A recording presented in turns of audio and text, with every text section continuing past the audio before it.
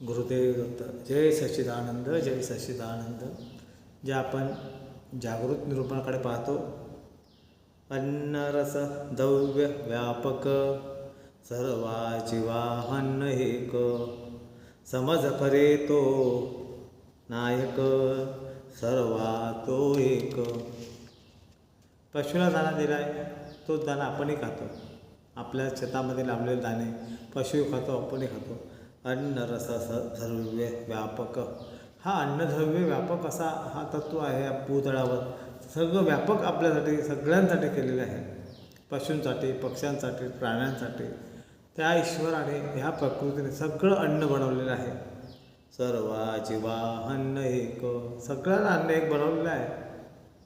समज करे तो नायक, तो समजला पाहिजे. नायक करणारा करता तो परमेश्वर आहे, हे समजणं फार गरजेचं आहे. सर्वा तो एक, सर्वामध्ये एक आहे, एक वाटून राहिलेला आहे. सगळ्यामध्ये प्राणतत्व जो आहे तो एकच आहे. पशुत सांगा, पक्ष्यात सांगा, मनुष्यात सांगा, सगळ्यांमध्ये हवा सारखीच आहे. वायू, ऑक्सिजन सगळ्यांना मिळतो, सगळ्यांना त्या ठेवलेलं आहे. पण हे आपल्याला समज काय येत नाही. माझ्यात आहे तो त्याच्यात आहे, हा भाव आपल्यात सतत रुजणं फार महत्त्वाचं आहे. सर्व जीवा अन्न येतो, सर्व जीवांमध्ये अन्न एक ठेवलेलं आहे. किती मोठा व्यापक हा निसर्गाने, ह्या प्रकृतीने आपल्याला ठेवलेला आहे. ती जागृती होणं फार महत्त्वाचं आहे.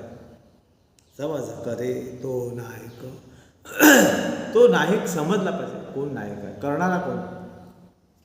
एका दाण्याचे 400 दाणे उडवतो आणि तो समान सारखा ठेवतो. काही किमया असेल, हे अस्तित्व असेल निसर्गाचं.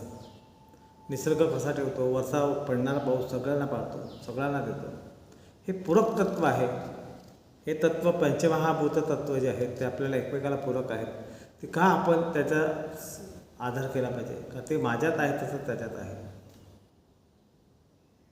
हे जागृती आपल्याला येणं फार महत्त्वाचं आहे. मी मनुष्य आहे तरी मी दुसऱ्या मनुष्याला मनुष्य समजत नाही, तो वैरी आहे असं म्हणतो. काही गरज नाही, सगळं एक आहे. तू मी एक आहे, देव सर्वांचा एक आहे. त्याच्यात पण तोच आहे, माझ्यात पण तोच आहे. हा परमेश्वर भाव आपल्यात जगणं हा उत्तम क्रिया ही जागृती निरूपणामध्ये सांगतात. म्हणून हे जागलं पाहिजे. त्या विचाराने आपण राहिलं पाहिजे. सगळ्यांना देणारा एक तो आहे, ते ज्ञान आहे. ते आपल्याला खरं अर्थ आपल्या जीवनात उतरवणं आणि तसं जगणं. आपल्याबरोबर काही येत नाही, ही पहिली गोष्ट. किती कमावा, इतकं धन, गाड्याच्या गाड्या, बंगल्याचे बंगले बांधा, ते बंगला येत नाही, गाड्या येत नाही, काय येत नाही. घातलेले कपडेसुद्धा काढतात अंगावरचे, येते काय बघ. एवढा मोह लोभ का.